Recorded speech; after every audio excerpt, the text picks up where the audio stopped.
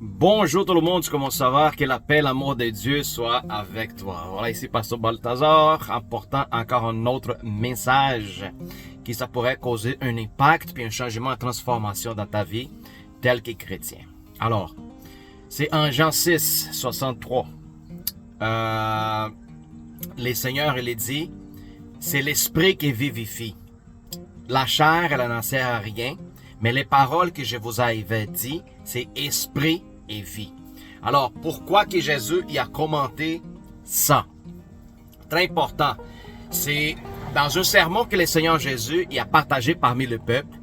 Il y en avait beaucoup de monde qui le suivrait dans ce moment-là. Puis le Seigneur se détourne pour lancer un défi aux gens. Alors, il se tourne puis parle aux gens comme un résumé. Je vous dis à peu près comment que c'était. Dans le verset 53, il est dit, en vérité, je vous le dis, si vous ne mangez pas de la chair de le Fils de l'homme, et vous ne vous mettez pas du sang de le Fils de l'homme, vous n'avez pas de la vie en vous-même. Alors Jésus, il commence à lancer cet sermon en train de mettre le monde sur un point de décision. Puis en fait, la vie chrétienne, c'est justement ça, c'est des points de décision. Laisse-moi enlever ça parce que ça sert. Alors, c'est un point de décision laquelle on devrait faire un choix dans notre vie. Je ne peux pas vouloir être chrétien puis continuer à vivre comme je vivais dans le monde. C'est important que tout dépend de la choix qu'on fait. La choix que tu fais, ça va dire une sémence que tu sèmes. Plus tôt, tu vas la récolter au plus tard. Alors, c'est très important pour qu'on comprenne le contexte, qu'est-ce que le Seigneur entend de parler, puis ça va peut-être te donner une nouvelle perspective. Ça, c'est dans le verset 53. Il dit, mangez de ma chair et bois du mon sang.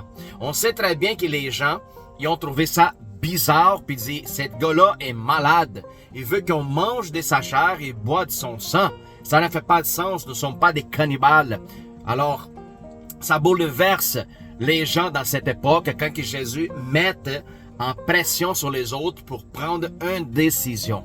Puis cette décision aussi, elle a renforcé dans le verset 57, le Seigneur il dit, comme le Père qui est vivant m'a envoyé et qui je vive par le Père, celui-là qui me mange vivra par moi. Alors il renforce encore plus. Les gens ils donnent de certains, qu'est-ce qui ça provoque? Une division. Pourquoi? Parce que c'est un point de décision qu'il faut que les gens prennent.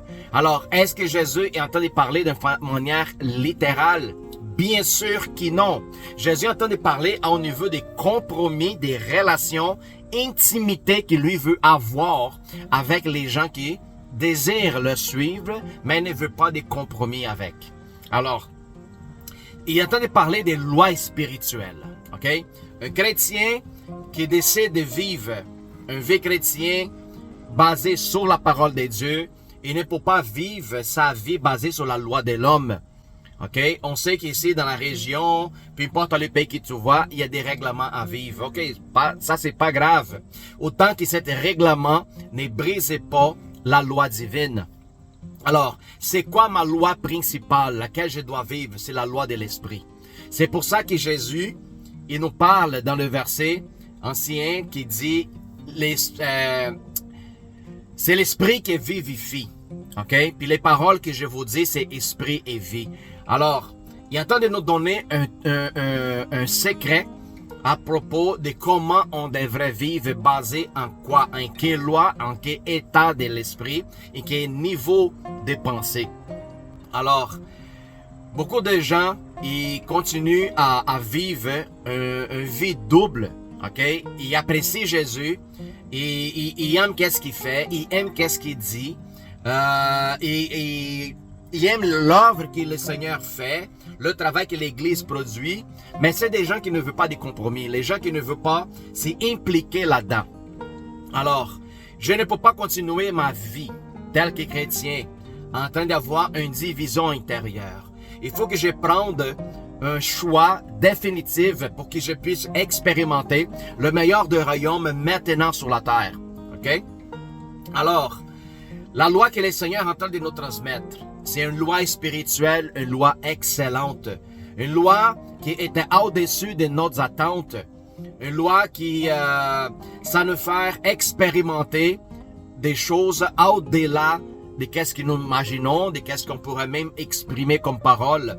Alors, en parlant des paroles, la loi de l'homme, ok, a besoin des feuilles pour écrire, comme qu'il soit des contrats. Puis dans tous les contrats et les accords que les hommes ils font, il y a toujours la signature. Alright? Alors, comment ça fonctionne la loi de l'esprit? La loi de l'esprit, c'est basé sur la parole. Vous voyez en Genèse, quand le Seigneur il a créé toutes choses, il a fait par la parole. La parole, elle a donné forme. La parole, elle a produit la matière de vide complètement. Puis la parole, on sait qu'elle a produit une fréquence, une résonance. Alors, la parole de Dieu, elle, quand que le Seigneur lui dit, ma parole elle ne retourne pas sans produire son effet, c'est important qu'on prenne la responsabilité de cette affirmation. Alors, le chrétien est vive, basé par la parole. C'est pour ça que Jésus dit, la parole que je vous dis est l'esprit et est vie. C'est une parole que je vous donne, qu'elle n'est pas basée sur la loi de l'homme, c'est plutôt la basée sur la loi de l'esprit. Si vous êtes capable de la manger, c'est pas manger le Seigneur lui-même, mais manger, avoir le même style de vie de Jésus sur la terre, basé sur l'amour et basé sur la vérité. Alors, vous allez voir beaucoup plus de choses qui ça se produirait dans votre vie, au niveau de vision, prophétie, discernement, guérison. Puis tout ça va venir avec le temps si nous sommes en train de marcher en vérité et en amour. Alors c'est cette loi nouvelle que le Seigneur est en train de nous rapporter, qui ma parole, elle est beaucoup plus importante qu'il soit ma propre vie. Parce que la parole est la nourriture. La parole, laquelle je suis en train de produire dans ma vie, ça va me reporter un résultat. Il y a pour ça qu'il y a beaucoup de monde qui sont négatifs en tous les domaines de leur vie. Vous voyez que les gens vivent avec une tristesse, avec une anxiété, avec un amertume intérieur. Ce sont des gens tristes, ce sont des gens qui n'achèvent pas à voir des succès. C'est naturel puis c'est normal. Pourquoi? Parce que la seule chose qui sort de leur bouche, c'est des choses négatives. Alors, la loi de l'esprit, elle marche à travers de la parole. La parole qui a créé toutes choses, la parole qui est capable de produire une transformation puis un changement. L'homme naturel, et quand il voit quelqu'un qui est malade, il dit, il n'y a rien d'autre à faire, va dans la maison puis mort. Par contre, que l'homme de l'esprit, qui a une loi supérieure, voit le malade et dit, je vous prie pour toi parce que le Seigneur Jésus, il guérit encore aujourd'hui. Même que ta vision, même que ta logique dit, c'est pas possible, alors tu bases ta affirmation dans la parole de Dieu, où ce qui dit, pour l'homme, il n'est pas possible, mais pour Dieu, toute chose est possible. Alors fais ton travail des ministres et pose ta main sur la personne où ce qui tout le monde a perdu l'espoir, tous les médecins ont perdu l'espoir de cette personne, pose ta main puis rapporte l'espoir dans son cœur encore, en train de dire, en train de prier, en train de manifester le royaume sur elle. Pourquoi? Parce que je crois dans une loi supérieure.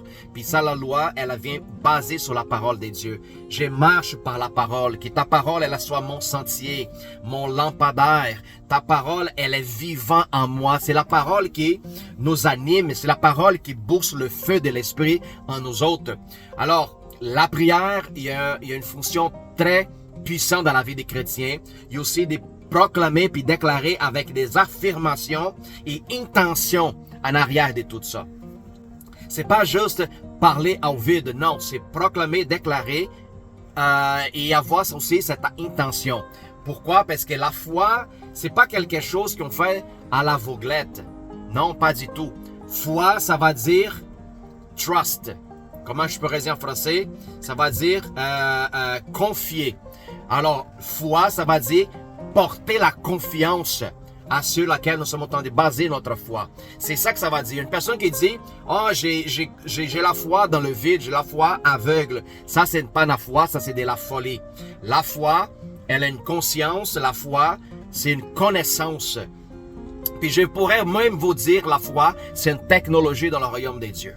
Oui. La foi qu'elle est capable d'ouvrir des portails, d'ouvrir des fenêtres célestes, d'ouvrir des dimensions où ce que tu pourras avoir accès, tel qu'enfant de Dieu, de rentrer, sortir, puis aller accéder qu'est-ce qui est pour toi comme héritage.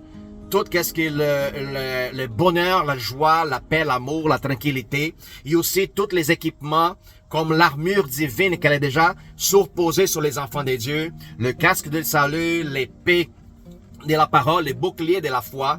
Alors, tous ces équipements, ça appartient, nous avons pour héritage à travers notre Seigneur Jésus-Christ. Alors, frères et sœurs, c'est important d'appliquer la parole de Dieu d'une façon précise et avec intention de qu'est-ce qu'il est en train de dire. Une affirmation en sachant que toi, t'es déjà reçu. Que ta parole que tu parles, elle est déjà en train de produire le fait laquelle tu l'as lancé. C'est comme une sémence, j'ai parlé tantôt. Alors, c'est important de connaître que nous sommes en train de vivre dans cette loi supérieure, laquelle c'est pas l'homme qui attend de nous dire quoi faire. Plutôt, c'est le Seigneur. Sa parole qui a de l'affirmation, de la vérité. Alors, c'est comme ça que je devrais me porter de manière continuellement et jour après jour. Alors, ça, c'est la vie chrétienne. Ça, c'est la vie dans l'esprit. Le Seigneur nous appelle à être des adorateurs. Tout l'adorateur sache que Dieu est l'esprit et tout l'adorateur qui vient vers lui, il doit le adorer en esprit et en vérité. Alors, vous voyez comment le Seigneur l'affirme? Parole, esprit et vie. Adorer en esprit et en vérité. Il ne parle jamais au niveau de la chair. Pourquoi? Parce que la chair ne peut pas comprendre le travail de l'esprit. C'est pas sa faute. C'est pas que la chair, elle est mauvaise. C'est parce que la chair, elle ne discerne pas du tout qu'est-ce que l'esprit manifeste, qu'est-ce que l'esprit parle. Alors, allons-y, marcher dans un autre niveau de connaissances. Puis j'espère que cette vidéo, ça pourrait produire une nouvelle perspective qui est en train de vivre dans la loi de l'esprit telle que Jésus a parlé. C'est pour ça que les gens ne comprenaient pas ces paraboles. Les gens ne comprenaient pas quand Jésus parlait parce qu'ils voulaient toujours ramener à la dimension de la chair plutôt que discerner par l'esprit. Alors, nous sommes ces gens-là. Quand le Seigneur Jésus nous parle, vous êtes lumière.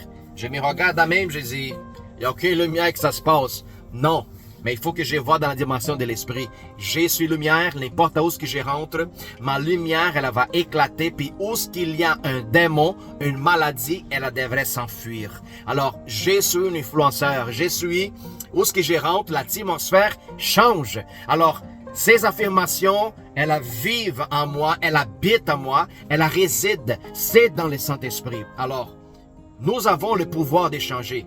Tel que chrétiens, marcher avec autorité, puissance et domination.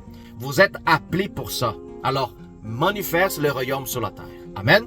Sois béni tout le monde, puis j'espère que vous avez aimé cette vidéo. Partage le plus possible pour que plus des enfants de Dieu s'y réveillent et commencent à vivre la nouvelle loi, c'est la loi de l'esprit. Ce n'est pas une écriture, ce n'est pas une signature, mais c'est plutôt les paroles. Tes paroles, les plus importantes que n'importe quelle signature, ou même plus important que notre vie. Amen. Sois béni tout le monde, puis à bientôt.